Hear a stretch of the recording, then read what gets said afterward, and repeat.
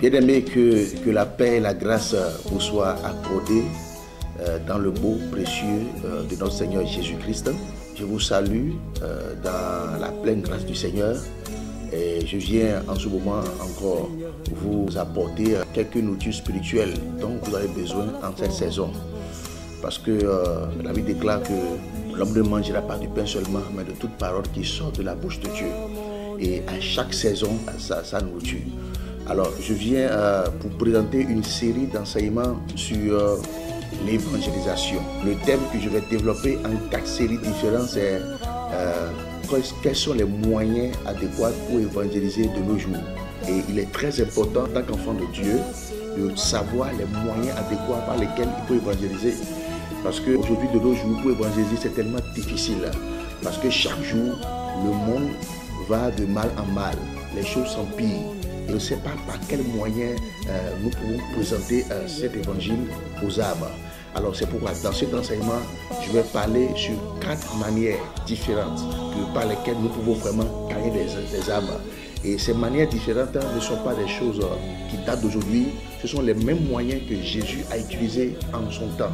D'accord? Il est vrai que les airs sont différents. Nous ne sommes plus aux airs de Jésus. Au temps de Jésus, le temps a évolué, le temps est révolu. Mais même si le temps est révolu, mais le système que Jésus a utilisé, ça n'a pas toujours été le même. Parce que la Bible déclare que Jésus est le même hier, aujourd'hui et éternellement. Alors, je voudrais qu'on aille d'abord dans la parole de Dieu, dans le livre de Matthieu chapitre 28, le verset 19. Je vais vous lire cela. Il dit, allez et faites de toutes les nations des disciples, les baptisant au nom du Père, du Fils et du Saint-Esprit, et enseignez-leur à observer tout ce que je vous ai prescrit. Alors, lorsque vous regardez dans ce verset, vous allez comprendre que l'instruction, la grande commission, l'ordre que Jésus a donné pendant qu'il rentrait à la maison au ciel, il a dit que d'aller et de faire de toutes les nations des disciples. Il n'a pas dit d'aller faire de toutes les nations des membres d'église, non. Il a dit d'aller faire de toutes les nations des disciples. Donc ça veut dire que ce que Dieu attend de chaque mission, de chaque ministère, de chaque église, c'est de faire des membres des disciples. Ça veut dire que tant qu'une église n'est pas encore concentrée à transformer des membres en disciples, il n'est pas en train vraiment d'accomplir la grande commission. Mais pour que les membres deviennent des disciples, il faut d'abord les gagner au Seigneur. Parce qu'une âme qui n'est pas gagnée au Seigneur ne peut pas être transformée en un disciple du Seigneur. C'est pourquoi avant d'arriver au disciple-là, il faut d'abord parler de comment nous pouvons gagner ces âmes-là pour finalement les transformer en des disciples de Jésus. Alors, lorsque Jésus était sur terre, vous allez comprendre qu'avant que Jésus n'ait les 12 apôtres, lui-même d'abord les a gagnés. D'abord, parce qu'il les a gagnés. On a vu le système qu'il a mis sur pied pour les gagner. La Bible déclare que lorsque Jésus allait de lieu en lieu, il a gagné les disciples un à un, l'un après l'autre. Et il a utilisé des stratégies différentes pour les gagner. Et si nous voulons être des vrais serviteurs de Dieu, les vrais maîtres, les vrais étudiants de Jésus, nous devons aussi suivre le même système pour pouvoir vraiment gagner les âmes de nos jours. Alors, dans cet enseignement, c'est vrai, il y a beaucoup de moyens qui sont utilisés, mais j'ai juste répertorié 4 manières efficaces dont on a besoin. Alors, lorsque Jésus gagne des âmes, en dehors des 12 qu'il a gagnés, il a aussi gagné d'autres âmes dans la cité. Et j'ai mis un accent sur certaines âmes particulières qu'il a gagnées et comment il les a gagnées. Le premier moyen que Jésus a utilisé pour gagner des âmes, il a gagné des âmes par les dons de guérison.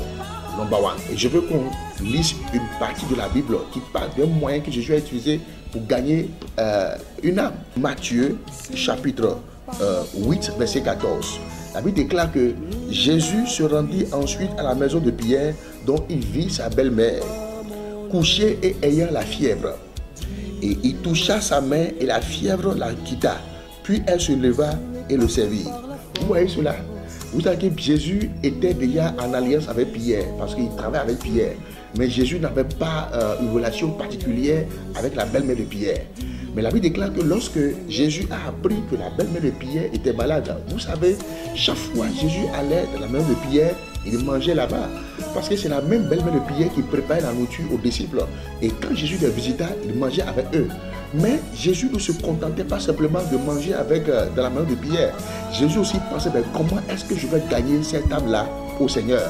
Vous savez, la plupart parmi nous, nous ne pensons pas comment gagner les âmes que Dieu met autour de nous. Nous profitons seulement d'eux seulement. Nous profitons de leur argent, nous profitons de leurs relations, nous profitons des aides qu'ils nous apportent. Mais Jésus ne se contentait pas seulement de la nourriture physique qu'il allait consommer chez Pierre. La Bible déclare qu'un jour, la belle-mère de Pierre était malade. Cette belle-mère est tombée malade. Et lorsque cette belle-mère est tombée malade, Jésus est allé là-bas. Qu'est-ce qu'il a fait? Il a profité de cette maladie-là pour pouvoir vraiment la guérir, pour pouvoir la toucher. La Bible déclare que lorsque Jésus l'a touché, qu'est-ce qui s'est passé? Il a touché et la belle-mère de Pierre est guérie totalement. Imaginez, quand quelqu'un reçoit sa guérison, comment cette personne va refuser le salut? Jésus a profité le jour-là pour faire entrer le salut dans la maison de Pierre de façon globale. Et je peux vous assurer que la belle-mère de Pierre n'a pas seulement reçu la guérison, mais la belle-mère de Pierre a reçu le salut. Parce que la Bible déclare qu'aussitôt qu'elle a été guérie, elle se leva, elle le servit. Qui sont ceux-là qui peuvent servir le Seigneur? Il n'y a que ceux-là qui ont reçu Christ dans leur vie comme leur sauveur et leur Seigneur qui peut le servir. Donc le mot servir ici veut dire quoi? C'est consacré au Seigneur. Ça veut dire qu'à travers le don de guérison, la belle de Pierre a été guérie. Écoutez bien, si vous êtes là et que Dieu vous donne le don de guérison, vous n'avez pas besoin de chercher parmi chemin pour gagner les âmes. Avec ce don-là, vous pouvez prier pour les malades et dès que les malades sont guéris, ils seront attirés à recevoir le salut que Jésus les a préparé. Alors, je prie pour vous maintenant dans 1 Corinthiens chapitre 14, verset 12. Et dit de même que vous, puisque vous aspirez aux dons spirituels, que ce soit pour l'édification de l'Église, que vous cherchiez à en posséder abondamment. Alors, je prie maintenant pour vous dans le beau précieux nom de Jésus, afin que le Saint-Esprit ranime ces dons-là en vous, qui ranime le don de guérison. Vous êtes bénis abondamment. Voici la première série. Vous êtes bénis.